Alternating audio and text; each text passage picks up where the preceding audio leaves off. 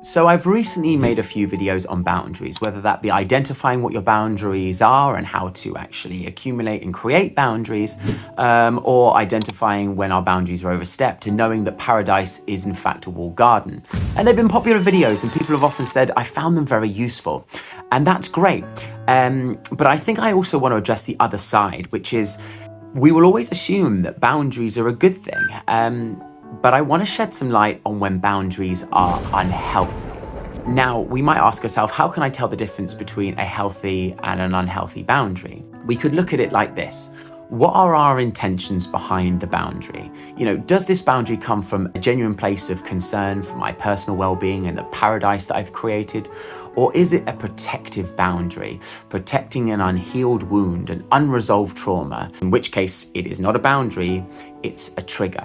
And it's not that there's anything wrong with a boundary that is wound or trauma derivative, because short term, we need that boundary to heal. But if left unhealed, that boundary is a disaster long term.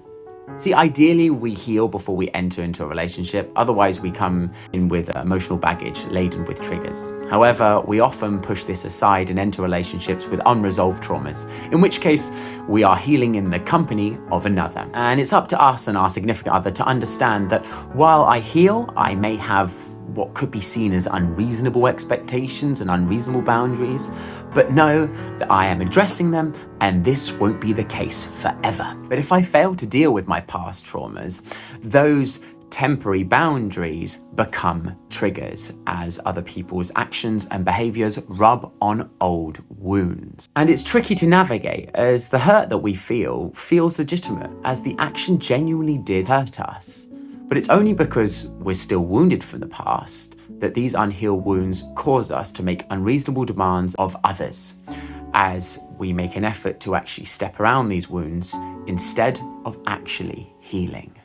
This is made all the more tricky as we can sometimes fall prey to partners who wish to abuse this and gaslight us, telling us that all of our doubts and concerns are in our heads, and in fact they're all just triggers from our past in an effort to overthrow legitimate boundaries. Now, in order to protect against this, it is important for us to understand what a healthy boundary is and what a healthy boundary is not. Starting with what are unhealthy boundaries.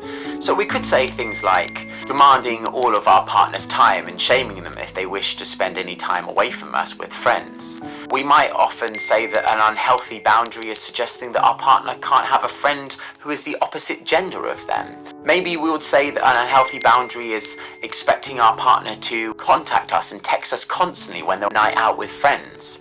However, quite often these actions feel justified. So we might ask, how do I know if my boundary is healthy or not?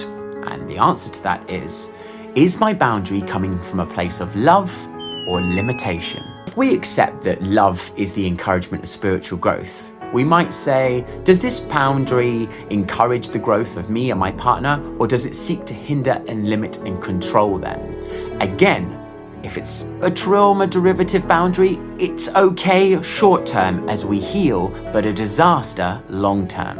Paradise is a walled garden, but boundaries that derive from trauma build those walls high and they remove the doors, isolating and protecting us, which is fine as we heal.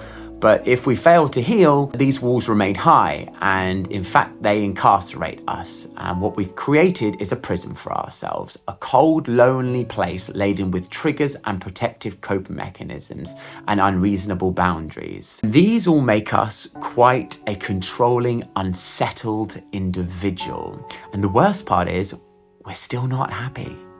The key is in the healing, and only then can I have a full understanding of how to have a healthy connection and relationship with myself, which provides a functioning template when forming a healthy relationship with others, with reasonable boundaries.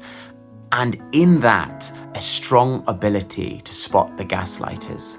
And it's not to say that boundaries are good or bad, it's to say that boundaries are short-term and long-term based on where they come from. Is this boundary trying to limit me? In which case it's possibly trauma derivative and that limitation is trying to heal us short-term, and that's absolutely fine.